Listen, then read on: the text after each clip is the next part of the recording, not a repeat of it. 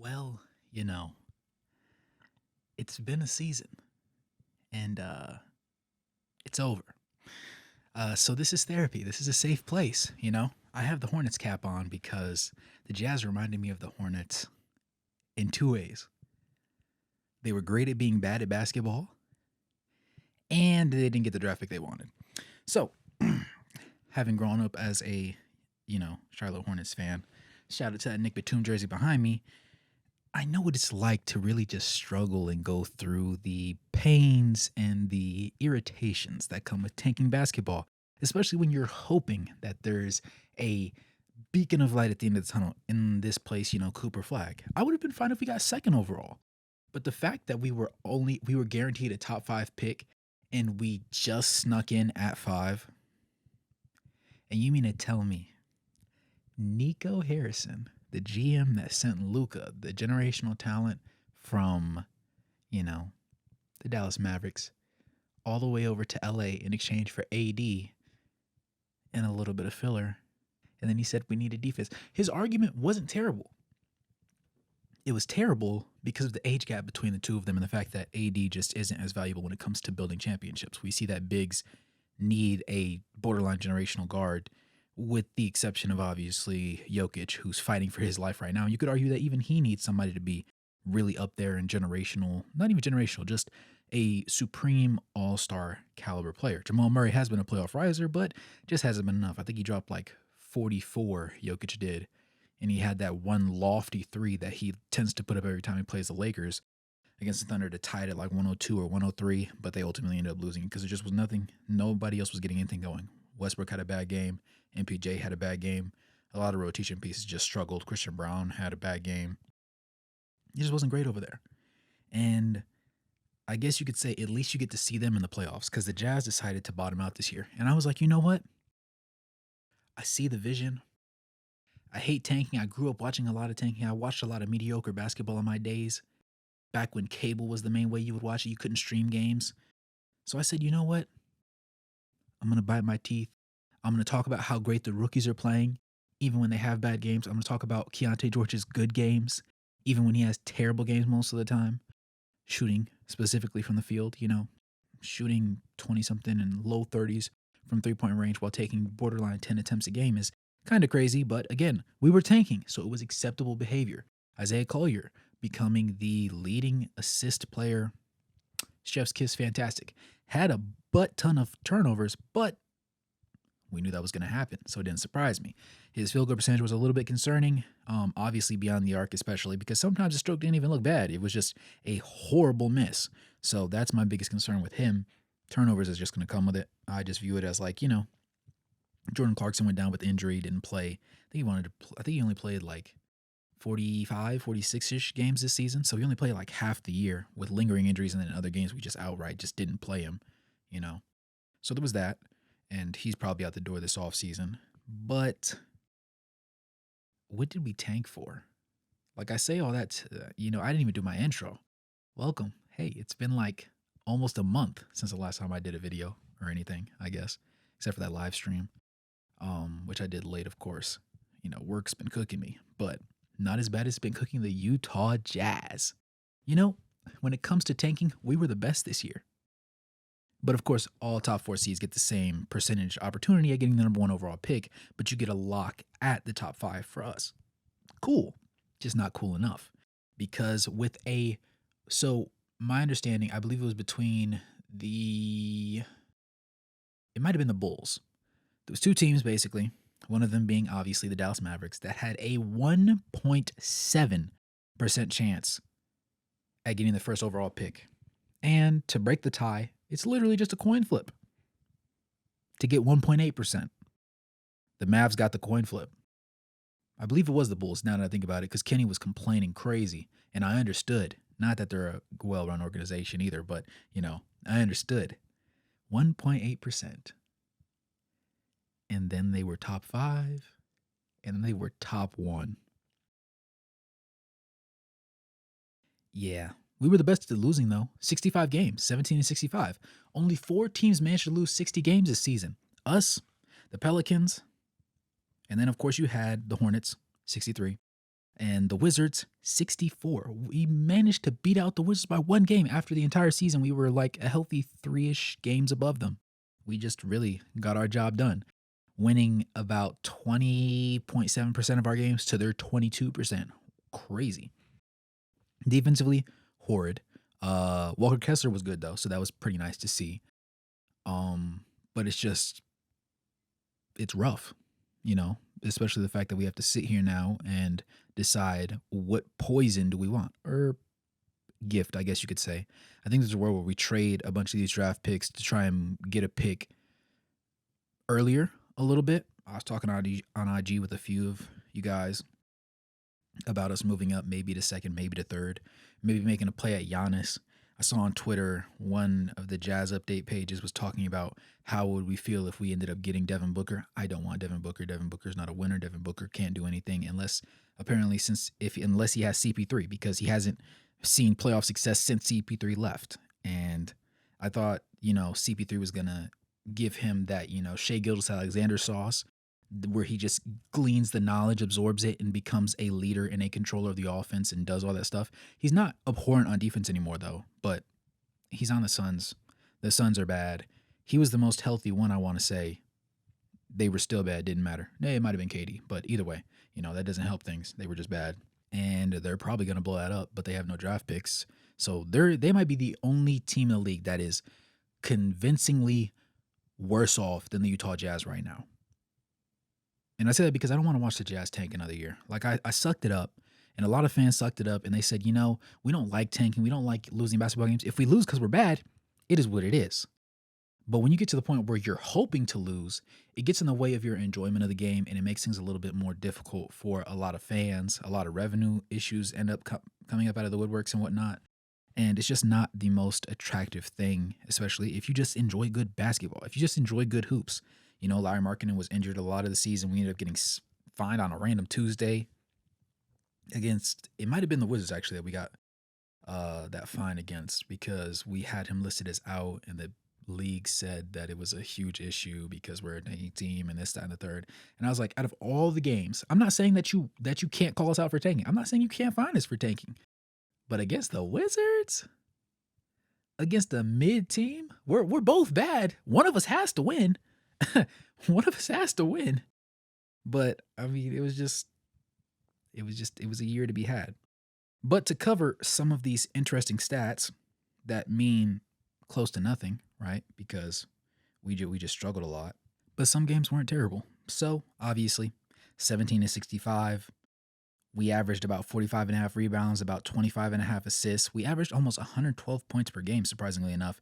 About 7 steals, 4.5 blocks. Shout out to Walker Kessler. That man was a beast. And we managed to shoot 45% from the field on roughly 89 field goal attempts per game. So that's not terrible. And then if you look at three-point percentage, we shot about 40 a game. And then we made 35%. So right there in that league average window, maybe a little bit below average. I think the league average was around 36.5%. So slightly underneath, but it is what it is. Now, free throws, we shot about 23 per game, and we made 77%. So not the worst thing in the world. 17.2 turnovers is the worst thing in the world. But again, a lot of that comes from Isaiah Collier, and we kind of expected that. So I'm not the most frustrated with that at all. Our defensive rating, though, despite, Walker Kessler being effective when he was on the floor, was 120.4, which was, for obvious reasons, last in the league. Meaning our net rating, surprisingly enough, was only 27. So we managed to lose the most games while having a bottom 3 overall, rating. So it was tight there at the bottom of the pack. I think we lost 65 games. The Wizards 64, the Hornets 63, and then the Trailblazers 61. I believe that's how it worked out. But, we sucked. We sucked, and we were really good at taking it. But I think that it's going to be interesting going forward as far as the NBA draft goes, because we found something interesting. Ace Bailey, who's listed as 6'10" on the Rutgers roster, is actually listed as 6'7.5" at the NBA Combine, which, granted, everybody's overlisted at the previous to going to the Combine, so that didn't really surprise me. I think Anthony Edwards in college was listed at like 6'6", which isn't really crazy because he dunks on everybody like he is 6'6". My mantra and the idea that I always heard from my coaches was you can be listed as whatever height you can genuinely play as. If you can't guard somebody 6'6", you are not 6'6". If you can't guard somebody 6'10", you are not 6'10".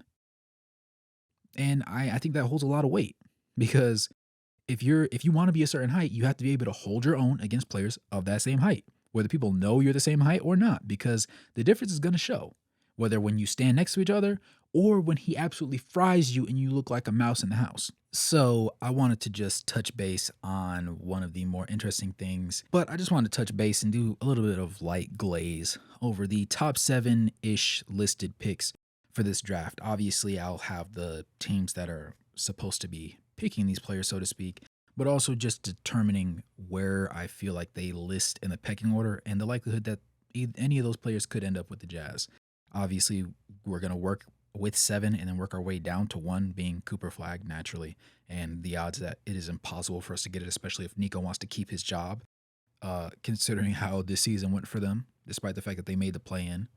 But yeah, with that being said, at the 7th pick overall, there's going to be the New Orleans Pelicans, and they have the point guard Kasparas Yakachonis listed. Obviously, I've talked about him at length before a while ago. 6'6", 205, averaged 15 points, almost 6 rebounds, almost 5 assists, but he only shot 31.8% from the three-point line, which can't be ignored. But previous to this season, he was always a slightly above average three-point shooter. So it was a little bit unusual. Granted, the type of threes that he was required to take was a little bit more difficult, and they weren't necessarily the greatest looks that you would think that he would get at the highest level of basketball in the NBA. So things could change in that realm. But overall, his lack of explosiveness is perfectly fine in my eyes because of his sheer understanding of the game. Obviously, when you hear the last name, you would think he's a really cerebral player. You might even think of a Nikola Jokic type of mental computer. And that wouldn't be crazy to do at all, honestly. Now, he has a crafty bag of floaters, push shots, all that sort of stuff. He knows how to thread the needle, knows how to get the pass in there. If we didn't already have Isaiah Collier on the Jazz, I would say that he would definitely be a person that you might want to take a look at, especially since he definitely shoots better, even though his percentages in college are mediocre at best. Um, it's just one of those things where it makes sense for a team like the Pelicans to grab him at 7. I don't think he's a top 5 pick, but I wouldn't be mad if things really looked weird for the Jazz and if Isaiah Collier didn't have the year that he had, especially close it out the way that he did, then Yakachonis would be on the table for the Jazz. But because we had some stellar to surprisingly good guard play from Collier, he's off the table. Yakachonis isn't coming to Utah. Obviously, you have Cone Napel, and he's listed 6'7", 217, 14 and a half points, 4 rebounds, 2.5 assists. He shot 40% from three-point range. Now, obviously, during the run of March Madness, I want to say he ended up averaging like 19, almost 20 points a game. And he shot something crazy, like literally 50, 60. It might have been like low 60s from beyond the arc. Now, granted, it's a small sample size of threes, but it was still significant enough to allow Duke to stay in certain games when they didn't have necessarily the hottest of streaks and help them put a lot of games away early or just maintain leads in a lot of situations. Now, I don't love him in a Utah Jazz uniform. Could I see it happening? I've seen some mock drafts where, now granted, this is the 6th pick, so that's the Washington Wizards, but a lot of people have been saying that they could see him on the Utah Jazz. And while I don't hate it, I also don't love it and I don't want to see it. No disrespect to him, of course, but it's just one of those things where I already have a Larry Markkinen. I already have a marksman there. If I'm going to get a small forward or somebody that's going to be on the wing, I need somebody that's going to be a little bit more defensively active. Not to say that Cone is a terrible defender, but I just need some more security there along with that shooting touch. Would I be mad if we didn't get somebody that was better on this list and we ended up just settling for him? No, I wouldn't be mad at all. But at the same time, I don't want him. Respectfully, of course. We have Ace Bailey, as I said, with him struggling in the height department. You know, ironically enough, on this one scout page, it still has him listed as 6'10", but he was still in that rough 190 to 200 pound mark. So 6'7", roughly 200. That's acceptable. In shoes, he's going to be 6'9", basically. At lowest, 6'8.75", because most basketball shoes, the average is like 1.25 inches in the sole right underneath the heel. So you're not playing barefoot, obviously. But at the same time, his wingspan isn't really something that's going to suffer as a result of that. He's still got a lanky set of wings on him. He averaged 17.5 points, 7 rebounds, 1.3 assists, shot 34.5% from beyond the arc, and obviously played at Rutgers. Now, he ran with Dylan Harper at Rutgers, and while Rutgers ended up the season, if memory serves me right, they had a losing record. And that should not have happened considering that they have 2 projected top 5 picks. However, the coaching wasn't very good, and it was very much, a buffet. If their gameplay was any type of food, I would say it was a buffet. It was literally get it at your own mercy, at your own turn, at your own speed. Whatever you want to do, have a ball. You guys came here, go ahead, rock out, do what you got to do. And they lost because of it. There wasn't a strong system in place. And even when there was certain plays that were supposed to be getting executed, things didn't really go in the most ideal of ways. And that's okay because it's not always going to go that way as most people would like for it to. But you would still like to see a world where they have the ability to showcase a little bit more structure and stability. So I'm not going to sit here and say that them going to a school where they could freestyle was the worst thing for them in the world, but it also clearly wasn't the best for them, if I'm going to be quite honest with you. Nevertheless, I do think they should have been better than they were. I think that it comes down to coaching and schematics more than the players themselves, but also in interviews, a little bit of Ace Bailey's speech and the way he responds to things I don't love. And considering that this is the first time in a while that the Jazz have just bottomed out and tanked, and, like I said, we were the worst team in the league, getting to the point where you're sitting there and saying, okay, this is the guy we want to go with. You want to be able to throw him up in front of cameras and know that he's going to steal the hearts of all the Jazz fans that suffered an entire year. And even though they aren't going to get Cooper Flag, they still got the next best thing. They need to believe that. They need to really buy that. They need to think the gap between the 1 and the 5 pick are like really, really, really, really small. And I don't know if he can do that, especially considering the fact that he's also not actually 6'10", because yeah. But could we still take him? I think so. I think a healthy Taylor Hendricks, a healthy Walker Kessler, a healthy Lauri Markkanen, him in the rotation, growing. I think that's a really strong front court. And then you're just looking at wings, and depending on how he is, I need to go over some more tape of him defensively, but he could obviously stand to grow a little bit there. But I also think there's a lot of potential for him to be a very, very strong wing defender, especially realizing that he's actually 6'7", 6'9" at best in shoes. You know what I'm saying? At 4, you got VJ Edgecombe, Baylor, 6'5", about 180. 15 points, 5.5 rebounds, 3 assists, shooting 34% from the field. The Jazz don't need VJ Edgecombe. Now, it would be nice if he's still on the board, say Ace Bailey doesn't end up falling. Will I take VJ Edgecombe? By default, yes. Because I'm starting to wonder if Colin Sexton's days in Utah are numbered, because Keontae George is going to push the brass to make some interesting decisions over these next 2 seasons. And I don't remember when Colin has his contract up. It may actually be this year. I don't think it's this offseason. I think he has 1 more year on the contract. But while he is the bright spot, and to me personally, he's 26 right now. I think he turns 27 later on this year. It doesn't really make sense for me personally to trade Colin Sexton knowing that he's more efficient and he's better defensively than Keontae George. Now, you can sit there and say, oh, Keontae George is young. Oh, he's still learning the game. But from a shooting standpoint, he went from shooting 20%, like 29%, I believe, from three-point range his rookie year to like 32% right now. And his overall field goal percentage is still in the 30s. So it's giving, as the ladies would say, it's giving Jordan Clarkson 2.0, but not in the way where he has enough heater games to justify his poor overall shooting percentage. And he's also supposed to be taller and rangier than Colin Sexton. So defensively, you would think that he would get a couple things more. Now, I'm not saying that he can't grow, but I think after this season, as they were, with Danny Ainge and them in the meetings at the very beginning of the year talking about, well, we're going to find out if he can play point guard. He can't. We understand that now. Like it's not up for discussion. But okay, do you trust him as a two guard? Do you want him to be your two guard of the future? Because if you think that you do, then that means that when Colin Sexton comes across the table to have a conversation about his contract, you're looking to trade Colin Sexton. And if that happens, then yes, I could see VJ Edgecombe being somebody who you bring out and you say, hey, Keontae, we're still not sold on you. You haven't improved enough. Maybe you're going to have a Walker Kessler year in year 3, right? And you're going to blow it out of the park. But we need to see that. Because if you can't, well, we got VJ right here, and VJ's a dog, and VJ about his. So we're about to, one of these things is going to have to give. And I could see that level of competition coming out. So I think that if VJ's on the board, the Jazz would definitely end up grabbing him.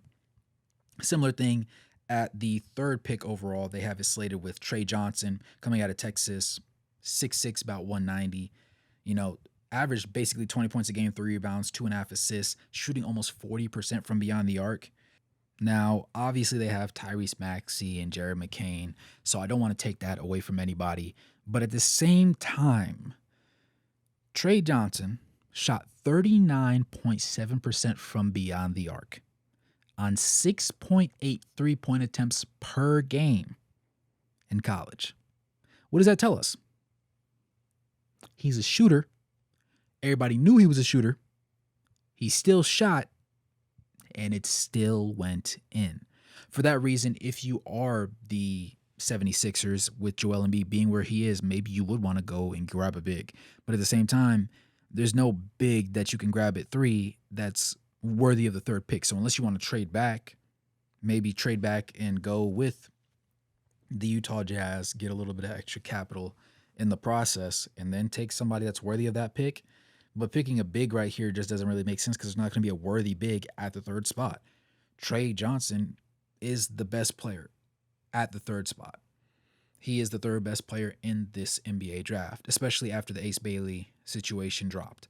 So I believe that the numbers say, especially averaging borderline 20, like he was literally 19.9 points per game in college. So the sheer ability of him to also shoot and knock down 40% of his threes on a NBA basically diet of shot attempts from that range, it just goes to show that it's not a fluke at all. You can't sit here and play like with Cody Williams, how he averaged like, it might have been like something crazy, like 1.2 3-point attempts per game, but he ended up shooting like 37%. And everybody's like, oh, he can shoot, but he just doesn't shoot a lot. No, he can't shoot at the NBA level.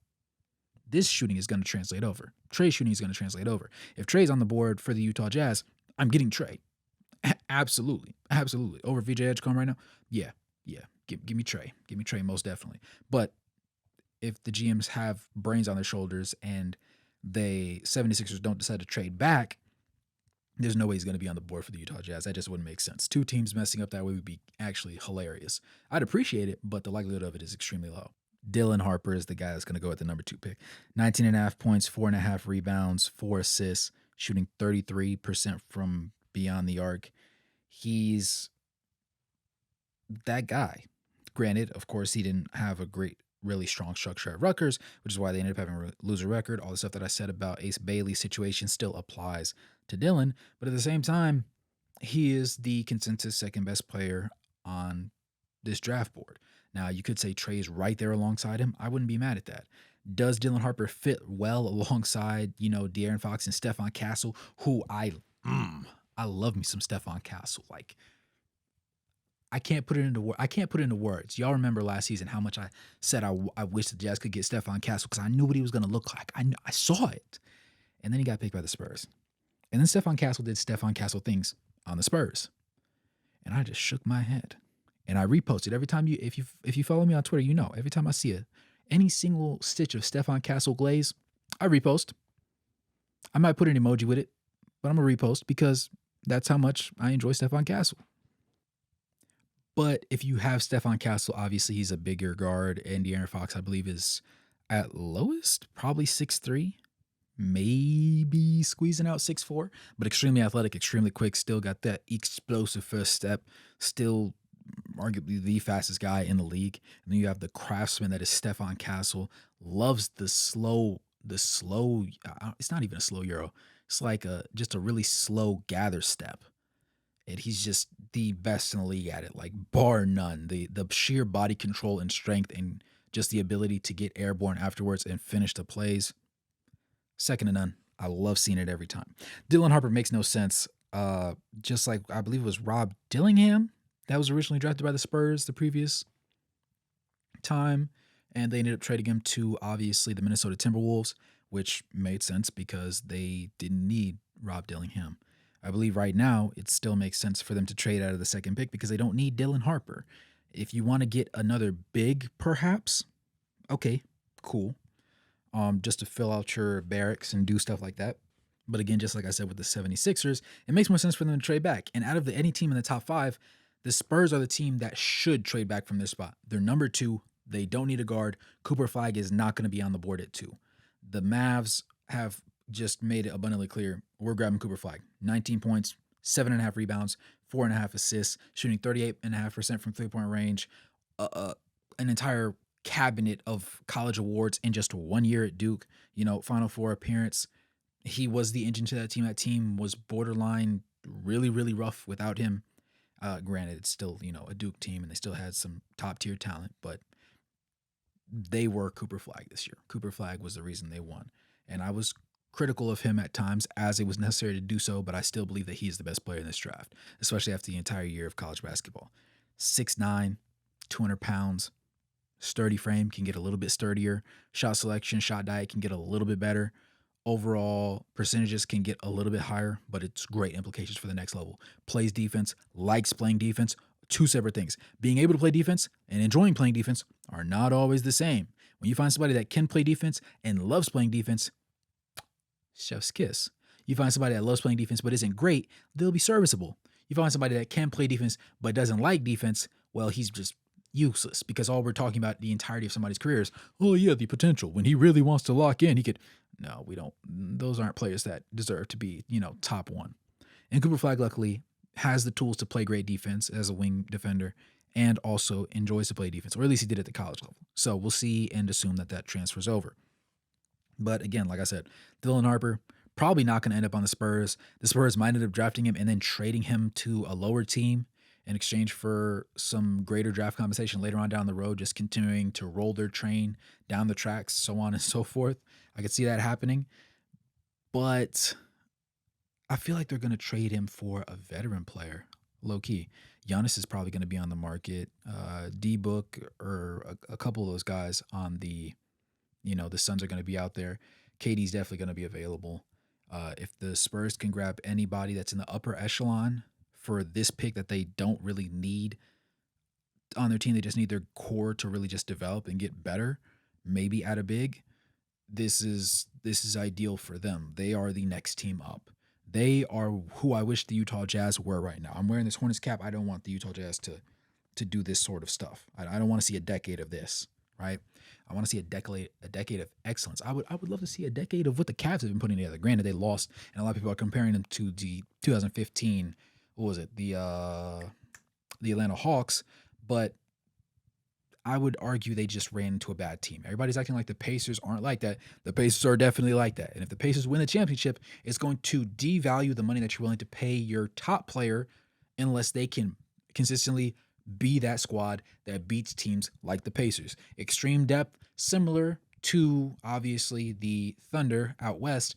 They don't have the MVP caliber player that Shai Gilgeous-Alexander is, but you can't sit there and double team and lock down Tyrese Halliburton and expect the rest of the team not to get off.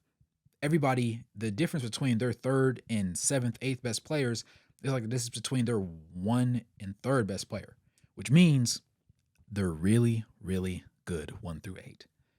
There's no phenomenal piece. The power of friendship literally propels them into contention. And I would love to see that with the Utah Jazz. I don't know the likelihood of that. To me, Colin Sexton is the engine of the team that pushes them forward. Obviously, Lauri Markkanen is the most important scorer on the team by default, and his ability to be rangy defensively, and hopefully he's fully healthy next year. He obviously re-signed for the long term, took up a lot of cap space to do it.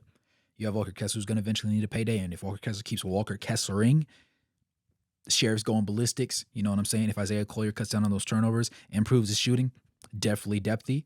Bryce Sensabaugh last year had a really good season, shot really well from the field. Then that just leaves guys like Keontae George, Because we know Kyle Filipowski looked pretty good. Kyle Filipowski off the bitch isn't bad. Taylor Hendricks coming back healthy and staying healthy, that's really, really good. You know, if John Collins stays, that's a strong depth piece. He didn't sit there and complain about the fact that he came off the bench the entire time. When they decided to start Walker Kessler did not play in a game that he didn't start. He started all season. He showed exactly why he deserved to start. He didn't sit there and say, "Oh, you know, they gave it to me, so let me just come on out here and do a little dance real quick and keep it pushing." No. John Collins showed why he's a valuable role player, and while he may not be worth $20 million to every team in the league, he's not on a terrible contract like a lot of people originally thought he was. And the contract continues to get better the closer it gets to the end of it, obviously. But you had guys that were really out there dogging it, and we weren't winning games. It didn't look great. It didn't look sexy, but it was getting the job done. And yeah, I touched on all the top 7. I probably realistically should have just went top 5, but I saw a couple guys out there that I enjoyed and wanted to talk about. Maybe we'll do a live stream where we go over some of the players at length, or maybe I might do individual videos. Any topic suggestions, drop them in the comments below. I'm kind of back. I might do a live stream later on this weekend. The weekends are really going to be where most of my content is, just because work's finally starting to get off my back a little bit. I'm getting a little bit more free time. So it will not be a month before you see my next video. It might not even be a week. It might be 2-ish days. But like I said, drop your thoughts in the comments below. Who do you think the Jazz should grab at 5? Do you think the Jazz are going to tank again this year? I pray they don't. But, we have the entire offseason before we have a crystal clear-ish picture of what we could see happening. Do you think anybody important is going to get traded away from the roster? Do you think that we're going to keep the roster roughly the same? Do you think we're going to let some contract expire and just not re-sign people? What do you think we're going to do with our draft picks? Because we're going to reach a point very soon where we're going to have too many people drafted, and we're going to have to let go of some of these, non-guaranteed contracts. I want to say we have 3 on the roster, being Mykhailiuk, and what is it? It's Fee and Jaden Springer. I know those 2. I'm fond of Jaden Springer also because I watched him play literally back at high school before he went to, I believe he went to IMG, but he played at Rock River High School out here, Charlotte area, and I had seen a couple of games like that. Obviously, he played with the Celtics, who are now going ballistics. Granted, not anymore because Tatum is down for the count, and Jaylen Brown is or should be getting crucified very, very soon. But everybody's been focusing on Jason Tatum this entire playoff run, so there's that. But yeah, it's been a while so I know this video is a little bit long. For those that stuck around this long, the Lees, the Christians, the Tatons, appreciate all you guys. The Jazz season is over. We're on to the next one. We've got more videos, more conversations, hopefully better play, more interesting things to talk about, and we'll just see how things play out. We might even watch the draft live together. Who knows? But, smash the like button if you made it this far. Again, I appreciate you. Drop a donation, comment your thoughts below, comment video suggestions, comment questions that you may have about the season that you would like opinions on. If you think I should do more live streams, let me know. This off season, there's not going to be games, obviously, so I can pick the live stream days as comfortably as I can, and I'll set them to a time where everybody can, for the most part, hop on, obviously. But, it's been fun-ish. It's been fun to talk about the Jazz and not have to, stare at a screen and just grit your teeth. Because every time I open up social media, I just want to paint myself on these jerseys right here, But, as always, it's been your boy Wraith Hoops. Go ahead and smash that like button, subscribe, turn on post notifications, become a member of the channel, tell us about the channel, and get videos earlier than anybody else. And as always, good morning, good evening, and good night, no matter where you're on the globe watching. Thanks for tuning in. I'll catch you guys in the next one. Peace.